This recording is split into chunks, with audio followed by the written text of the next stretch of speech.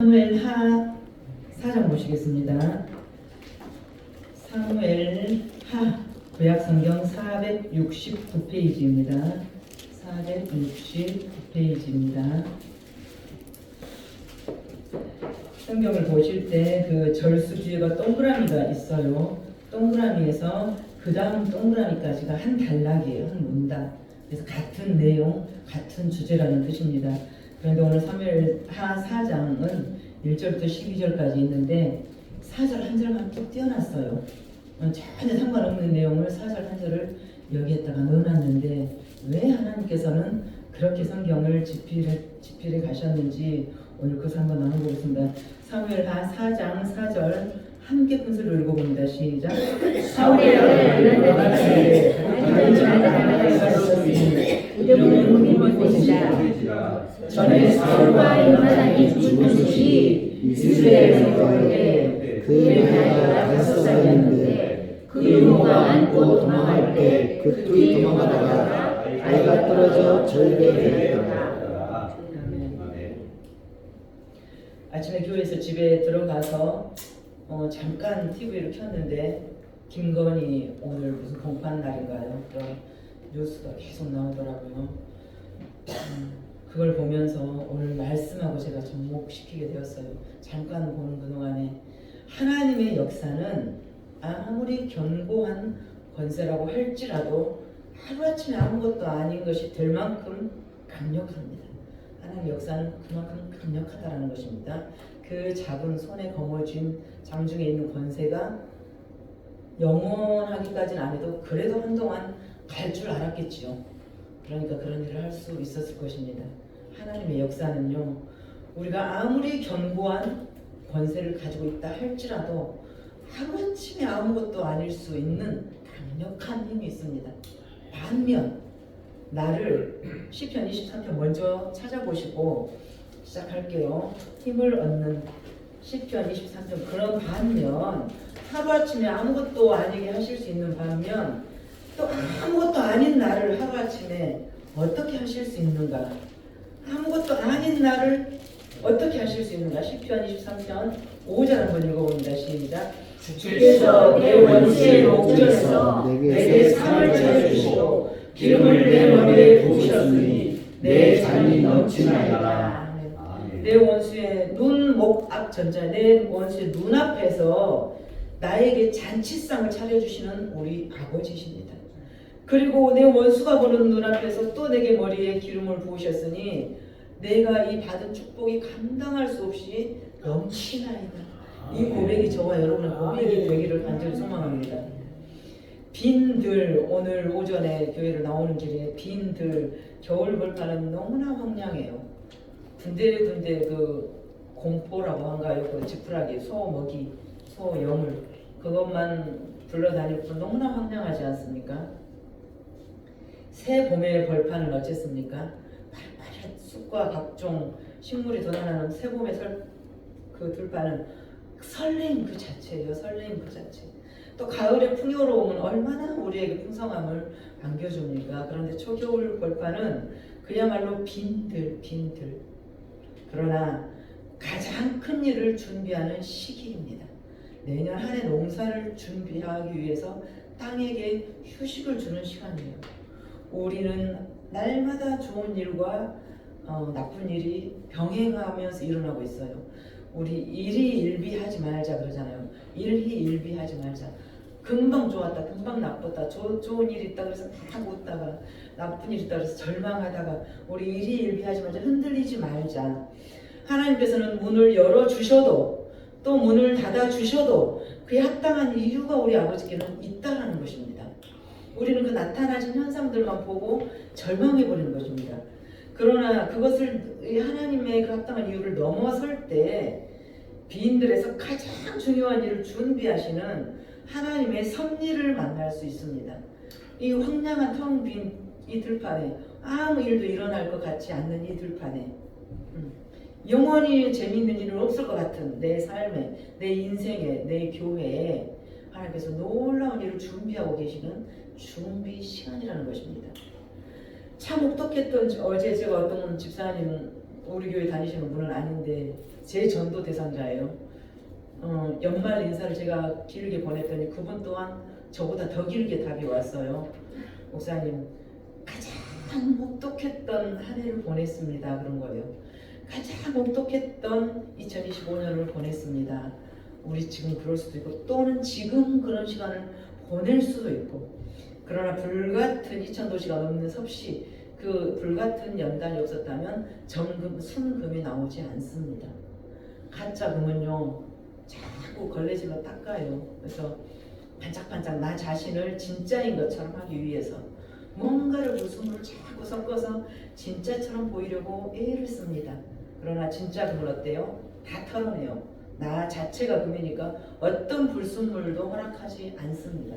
그러기 위해서는 그 용광로 같은 그 정금같이 나오려면 불같은 연단이 없이는 안 된다는 것입니다. 하나님 우리를 너무나 사랑하셔서 때로는 혹독한 빈들에 서 있기도 하시고 혹독한 비바람도 맞게 하시고 눈보라도 오늘 새벽에 첫눈 오더라고요. 제가 집에서 한 4시쯤 넘어서 나오는데 눈이 그때 좀 이상 왔어요. 이 눈보라 속에 우리를 세워두시는 이유가 있어요. 그 혹독한 비바람과 눈보라가 무엇입니까? 경제적인 파산일 수도 있고, 회사 실직당할 수도 있고, 육체의 어떤 큰 질병을 얻을 수도 있고, 또는 관계의 어떤 배신을 당할 수도 있고. 그러나 절대적으로 하나님은 사랑이시기 때문에, 하나님은 절대 선이시기 때문에 그 너머에 다른 것을 준비하고 계신다는 것입니다. 그런 하나님이에요. 그래서 초겨울의 빈들, 한겨울의 빈들은 봄을 준비하는 준비기간이라는 것입니다. 오늘 사무엘하 4장은 사울 집안에 이제 굉장히 몰락으로 치닫습니다. 지난주 3장이 사울 집안과 다윗 집안의 전쟁이 오래더라. 그래서 하나님의 손을 잡고 있는 다윗 집안은 점점 흥왕해 가고 하나님께서 버리셨던 그 사울은 완전히 몰락해 가더라가 3장이었어요. 오늘 4장은 이제 사울 집안의 완전한 몰락, 사울의 아들 이스보셋이 죽는 그런 장면이 오늘 4장에 나옵니다. 사울에게는 아들이 있었는데 심약한 아들 이스보셋이라는 이름 부르는 아들이 있었어요. 이 심약하고 아주 의지도 약하고 그런 아들에게 이 실권자는 이스보셋의 삼촌뻘 되는 아브넬, 집안의 삼촌뻘 되는 아브넬이 실권을 쥐고 있었어요. 지금 다윗은 통합 이스라엘의 왕이 아니라 유다 족속의 왕이고요. 지금 이스라엘 왕은 사울의 아들 이스보셋이 잠깐 잡고 있어요. 자, 근데 오늘 1절을 보니까 이 아브넬의 죽음 소식을 듣고 이스보셋이 손에 맥이 풀렸다고 나와 있어요. 사울의 아들 이스보셋은 삼촌, 실권자 아브넬이 죽었다는 소식을 듣고 손에 맥이 풀렸고, 이 손에 맥이 풀렸고 그만큼 낙심했다라는 소리입니다. 여러분들은 어떨 때 손에 맥이 풀립니까? 너무나 놀라운 소식, 너무나 흉흉한 소식, 너무나 실망스러운 소식을 들을 때 손에 맥이 우리가 풀렸다고 하지 않습니까? 그러나 의인은 흉한 소식 앞에 맥이 풀리지 않습니다. 믿는 자들은 내 어머니가 돌아가셔도 막스럽게 애곡하지 않아요. 왜? 천국 환송하는 거예요. 천국 환송. 그래서 의인은 흉흉한 소식 앞에서도 맥이 풀리지 않는데 악인은 이 흉한 소식 앞에 맥이 풀립니다. 이때 그 사람의 기초를 알 수가 있어요. 그 사람의 기초를 어떻게 할 수가 있냐? 여러분들은 언제 맥이 풀립니까? 보이스피싱 한 3천만 원 당하면 맥이 풀립니까? 그러면 그 사람의 기초는 돈이에요. 병원에 갔더니 당신 한 달밖에 못 살겠습니다. 물론 누구라도 맥이 풀리죠. 그 소리를 들으면. 내 자신이 주인인가, 반석이신 하나님이 주인인가, 우왕좌왕하다가 넘어질 것인가, 나는 어떤 소식에 가장 넘어지는가.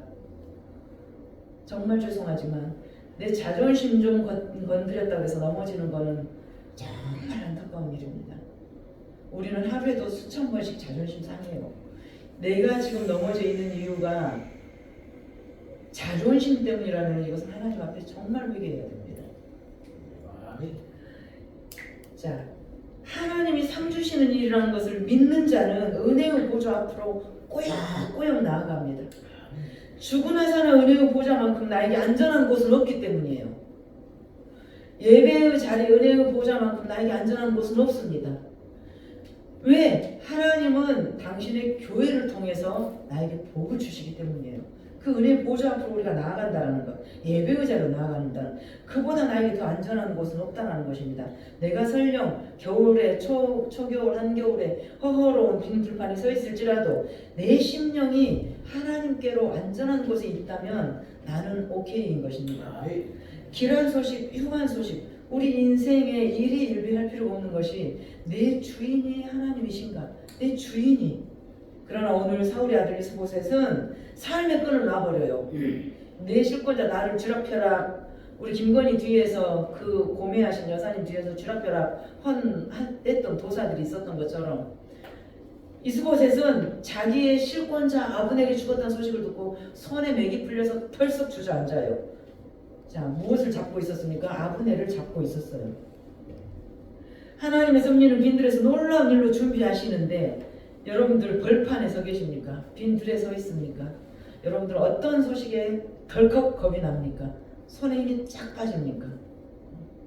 인생은 결국 무엇을 잡는 것인가? 누구에게 붙어 있는 것인가? 누구를 만날 것인가에 따라서 완전히 달라집니다. 오늘 이스보셋은 무엇을 잡고 있었습니까? 아브넬 삼촌을 잡고 있었어요. 이 실권자를 잡고 있었어요. 그 사람이 죽어버리니까 왕임에도 불구하고 나 어떡하지? 이 나라 어떡하지? 나 할 줄 아는 게 없어. 그러다가 영적 침체 최후를 맞이하는데 오늘 7절에 보니까 침상에 누워서 자다가 죽임을 당합니다. 성경에서는 누웠다, 잠들었다 이것을 영적 침체라고 말을 해요. 성경에서 잠은 죽음을 말합니다. 잠든 자의 첫 열매, 이 죽음을 말하는데 이스보셋은 결국 그를 의지하다가 그의 최후는 침상에서 부하의 칼에 맞아 죽는 비운을 맞이합니다. 사울 집안의 실권자였던 아브넬, 그 의지가 떨어져 버린 이 이스보셋 사울의 아들은 그렇게 부하의 칼로 인해 죽게 돼요. 그런데요, 다윗은요, 이 죽음을 또 굉장히 슬픈 마음으로 애가를 불러요. 왜? 원수가 죽었잖아요. 지금 원수, 나를 죽이려는 원수 사울의 아들이 죽었으니까 속으로는 쾌지를 불러야 맞습니다. 내가 죽이고 싶어. 하나님이 저렇게 죽였구나. 너 그럴 줄 알았어. 우리는 그렇지 않겠습니까? 자, 그런데 다윗은 어떤 사람이냐? 자기 원수 사울을 죽였던 그 아말렉 소년을 그 자리에서 죽여버려요. 또 오늘 이스보셋을 죽였던 이 부하를 또 죽여버립니다. 왜? 여호와의 기름 부은 자를 누가 죽여라고 했냐? 여호와의 기름 부은 자, 나에게는 원수였어요. 여호와께서는 그에게 기름을 부으셨는지 모르나 나에게는 원수였다고. 그런데 내가 판단하고 내가 정죄하지 않겠다는 거예요. 여호와께서 기름 부으셨는 자를 네가 왜 죽였냐? 자, 10절, 11절 한번 읽어봅니다. 4장 10절, 11절 시작. 전에 사람이 내게 알리기를 보라 사울이 죽었다 하며 그가 좋은 소식을 전하는 줄로 생각하였어도 내가 그를 잡아 시글락에서 죽여서 그것을 그 소식을 전하는 가품으로 삼았거든. 하늘며 아멘의 의인을 그의 침상 위에서 죽인 것이겠느냐. 그런즉 내가 악인의 피 흘린 죄를 너희에게 갚아서 너희를 땅에서 없애하지 아니하리라 하고. 11절 보니까 의인이라고 했어요. 이스보셋은 의인이 아니지 않습니까 지금? 자, 우리 이거 잘 정립하셔야 돼요. 하나님이 말씀하시는 의인은 하나님께 속한 자를 의인이라 그래요. 하나님께 속한 자. 우리는 누구나 다 죄인이에요. 드러난 죄인과 드러나지 않는 죄인, 감옥에 있는 죄인과 감옥 안 들어가는 죄인하고 똑같은 죄인이에요. 들통났느냐 안 났느냐 그 차이예요. 하나님께서 의인이라고 칭하시는 이는 하나님께 소속된 자를 의인이라고 그래요. 그래서 이스보셋이나 사울이 그렇게 악하게 악행을 저질렀음에도 불구하고 다윗은 뭐라고 합니까? 누가 죽이라고 했어? 하나님의 기름 부은 자는 누가 죽이라고 했어? 그래서 그 이스보셋의 머리통을 가져온 소년을 또 거기에서 죽여버립니다. 사울을 죽이지도 않고 죽였다고 칭찬 들려고 거짓말했던 아말렉 소년을 그 자리에서 내가 죽인 것 봤냐 안 봤냐 10절에 시글락에서 내가 그 자리에서 사울 죽인 놈을 죽여버리고 봤냐 안 봤냐. 그런데 또 이스보셋을 죽였단 말이야. 머리통을 나에게 가져왔단 말이야. 이 내 원수의 머리통을 갖다 바치면 당연히 상 받을 줄 알고 그랬지 않겠습니까? 그런데 이도 쳐 죽여요. 이게 예수 그리스도의 마음입니다. 기름 부은 자를 죽게 된 이를 결국은 쳐서 죽이게 됩니다. 다윗은 공중나는 새를 보라 농사하지 않으며, 우리 말이 단순히 공중나는 새를 보라, 새를 쳐다보라가 아니에요. 생각 좀 하라는 거예요. 생각 좀. 새 누가 먹일까? 그래, 백합화는 누가 입힐까? 보라는 것이 아니에요. 이 보라 확인이 믿음이 아니고 내가 나 안에 받아들이는 것이 믿음인 것처럼 생각 좀 하라. 우리 보통 성경 공부만 하더라도 그러잖아요. 생각 좀 해. 시간 없구만 빨리빨리 좀 하지. 왜 그렇게 질문을 할까? 빨리 지 혼자 하고 끝내지. 질문을 왜 하는 걸까? 빨리빨리 끝내지.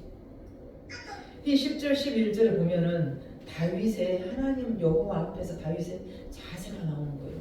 내 원수를 죽인 그 자를 죽여버리는 거. 이거는 있을 수가 없는 일. 사람 같으면 상을 줘야 되는데 말이죠. 다윗의 나라는 장차 도래할 메시아 왕국이기 때문입니다. 아까 장로님 말씀하셨죠. 큰 그릇, 작은 그릇이 아니라 어떤 그릇? 깨끗한 그릇. 그러면은 내가 죄가 너무너무 많고 감히 우리 눈 뜨고 볼 수도 없는 죄인인데 어떻게 이 어둠을 퍼낸다고 깨끗해집니까? 술도 끊고 담배도 끊고 오상성김도 끊고 퍼낸다고 깨끗해집니까? 아니면 불을 켜야만 해집니까? 예수 그리스도 빛 대신 예수 그리스도가 들어와야 깨끗해져요. 나는 내 죄를 깨끗게 할 능력이 없어요. 나는 내 죄를 정결케 할 능력이 없습니다. 그런데 저는 죄가 많아서요, 제가 너무 부끄러워서요, 똑같아요. 너는 들통난 죄고 나는 들통나지 않는 죄일 뿐이에요. 이것을 우리가 회개할 길을, 회복할 길은, 구원받을 길은 예수 그리스도가 들어오면 되는 거예요. 예수 그리스도가 들어오면. 이 다윗의 나라는 장차 도래할 메시아 왕국이기 때문에 다윗은 무고한 피를 손에 묻히지 않겠다라는 거예요. 아무리 내 원수지만 하나님께서 내 원수의 눈앞에서 나에게 잔치상을 차려줘 버리시잖아요. 내가 갖지 않아도. 누가 너에게 그 사울을 죽이라고 했어?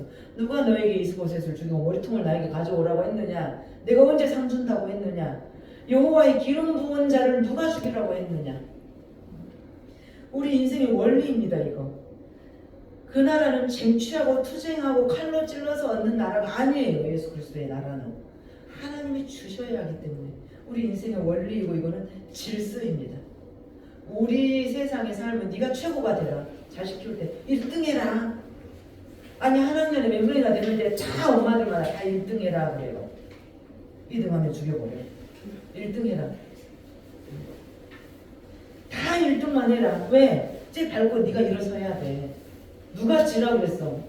하루새끼 밥 먹고 쟤는 100점 맞았는데 너는 뭐하니? 너는 뭐하는 거니? 우리는 밟고 일어서야만이 우리 인간사가 출세하고 잘난 거예요. 그렇다면은 저 높은 하나님이 돼가지고 이 땅에 오셔서 낮고 천한 더러운 내 속에 오셔가지고 함께 살고 갈기갈기 찢어서 십자가 죽임을 당한 그것을 어떻게 설명해요? 딛고 일어서 네가 죽으나 사나 이겨. 맞지 말고 때리고 와. 1등 해야 돼. 최고가 돼야 돼. 이렇게만 가르치는 우리의 논리라면 하나님이 돼가지고 개되지만도 못한 우리에게 짓밟힌 그걸 어떻게 우리가 설명하겠습니까? 이런 저도 자식들 근데 그렇게 키웠어요. 미안하지만 40점 맞아오면은 너 몇 대 맞아야 되는 줄 알지. 저도 그렇게 키웠습니다. 자, 오늘은 제가 4절 가지고 다루기로 했는데 그렇다면은 자, 이렇게 흐름이 있는데 왜 갑자기 4절에 사울의 아들 요나단이 다윗하고 둘 너무 친구였잖아요. 이 요나단은 먼저 이미 죽어버렸어요. 다윗하고 요나단하고 동성애자라고 할 만큼 그렇게도 사랑했던 관계 아닙니까? 요나단은 자기 아버지 사울이 다윗 너 죽이려고 하니까 우리 아버지가 너 죽이려고 잡으러 다니니까 너 빨리 숨어. 우리 아버지 동태를 다 말해주고 요나단에게. 그 요나단에게 아들이 하나 있었는데 다리를 절고 있는데 이름이 뭐예요? 무비보셋이랍니다. 무비보셋인데 유모가 이 5살 때 유모가 보듬고 급히 도망가다가 아이를 떨고 가지고 두 다리를 절더라. 후에 부장에 이렇게 나와 있어요. 두 다리를 절게 되었어요. 느닷없는 이 9절 4절에가 동그라미 5절에가 동그라미 있으니까 4절은 아무 상관없는 한 문단이 여기에 삽입구로 들어간 거예요. 그러면 왜 그랬을까? 앞뒤에 하나도 안 맞는 것을 이거 왜 넣어놨을까? 사울 집안의 후손 요나단의 아들 두 다리 저는 장의 아들 장애인 아들 왜 모비보셋 스토리가 여기에 나오는 것일까? 사울 집안의 비참한 종말을 말하는 것입니다. 할아버지 사울도 죽었어. 아버지 요나단도 죽어버렸어. 그 흥왕했던 집안이 이제 요 두 다리 쩔뚝쩔뚝 저는 모비보셋 아들 하나 딸랑 남았어요. 이 두 다리 절기 때문에 어디 가서 행세도 못하고 누가 나를 데리고 가지 않으면 갈 수도 없는 두 다리 저는 장애인 하나가 있어요. 아버지도 죽고 할아버지도 죽고 그 흥왕했던 집안이었지만 본인은 두 다리조차 절고 실질적인 보호자도 없는 이 모비보셋을 왜 여기다가 넣어놨을까? 다윗이 보호해야 될 대상이지 않습니까? 하나님 앞에 요나단과 다윗이 언약을 했지 않습니까? 우리 친한 친구들을 네가 망하면은 내가 네 집안 보살피고 내가 망하고 혹시 내가 먼저 죽으면 자네가 우리 집 좀 돌봐야 되네. 요나단과 다윗은 그런 관계였는데 이 요나단에게 죽어버린 요나단에게 다리 쩔뚝쩔뚝 저는 아들 하나가 있었다. 그의 보호자도 없었다. 여기에서 이 무비보셋 다리 저는 아들이 저와 여러분이에요. 몰락한 사울 가문에 다리 절고 아무 힘도 오지도 뒤에 보호자도 없는 이 무비보셋이 저와 여러분의 오늘의 모습이라는 것입니다. 하나님의 그 언약을 따라서 나에게 보호자가 생겼어요. 누구예요? 다윗이에요. 우리에게 누구입니까? 예수 그리스도. 그래서 장차 메시아 왕국을 우리를 통해 우리를 업어서 그리 데려가겠다는 것입니다. 이 무비보셋은 지 잘못도 아니에요. 유모가 떨쳐서 병신 되어버렸어요. 아무것도 할 수 없어요. 그러나 다윗 왕이 영원히 왕의 상에 이 무비보셋을 앉혀놓고 끝날까지 왕자처럼 함께 먹게 합니다. 여러분과 저는 이미 흑암에 속했던 자들이에요. 너는 네 아비 마귀에게서 났으니 우리는 그런 혈통이에요. 그런데 하나님이 당신의 아들이라고 당신의 딸이라고 지명해 주셔가지고 당신의 잔치상에 우리를 앉혀주셨다라는 거예요. 당신의 언약대로 내가 끝날까지 너와 함께 하겠다는 당신 스스로 했던 약속을 지키시는 신실하신 하나님이 우리의 아빠 아버지라는 것입니다. 이 무비보셋은 왕자 중 하나처럼 다윗 왕의 상에서 평생 밥을 먹고 사는 이 그림이 우리의 구원의 그림이라는 것입니다. 좀 어려워 보시겠지만 굉장히 깊은 장의 사장이에요. 이 다리 저는 무비보셋 저예요. 여러분이에요. 무슨 능력으로 왕의 상에서 밥을 먹고 살 수 있습니까? 다윗 왕의 은혜와 한량없는 사랑, 전적인 사랑. 우리가 예수님께 뭘 잘했어요? 봉사 좀 잘하고 주일 잘 지키고 헌금도 조금 할 만큼 했고 그래서요? 아니요. 그냥 너를 사랑하기로 하셨어요. 당신 스스로가.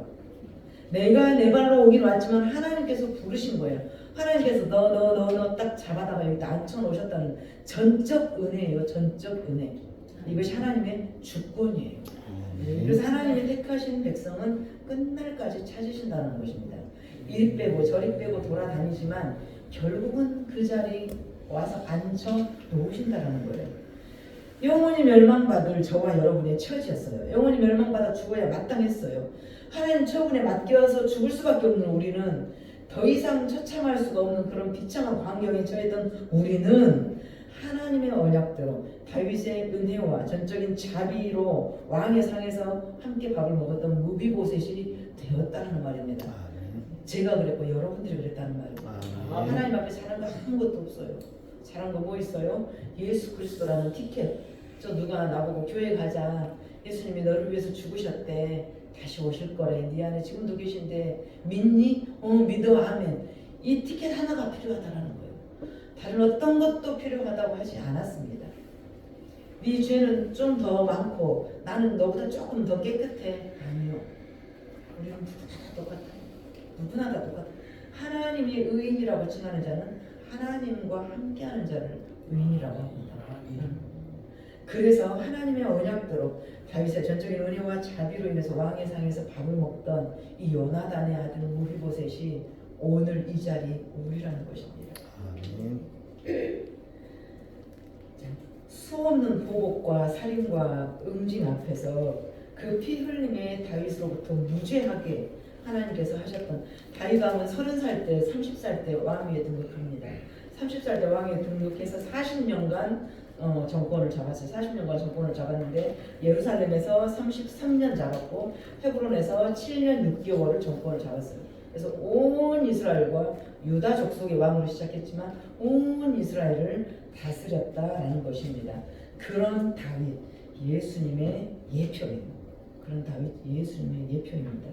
이 아브넬, 아까 그 원수의 죽음 앞에서 다윗은 얼마나 유리한 국면을 맞이했습니까? 자연스레 손 안 대고 피 안 묻히고 북이스라엘을 딱 접수할 수 있는 그 좋은 기회인데 그 아브넬을 죽였다 그래서 그 부하를 죽여버리는, 이 정도로 다윗은 사무엘 1장부터 계속 보잖아요. 하나님의 기름 부으신 자, 하나님의 기름 부으신 자.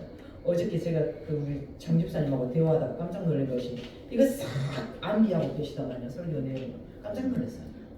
다윗이 그랬잖아요. 사무엘 선지자 기름 부었다고 그랬잖아요. 사울이 기름 부은 자다고 원수 갚을 뻔했는데 안 갚았잖아요. 절대 손대지 않았잖아요. 그 다윗을 보면서 그랬어요.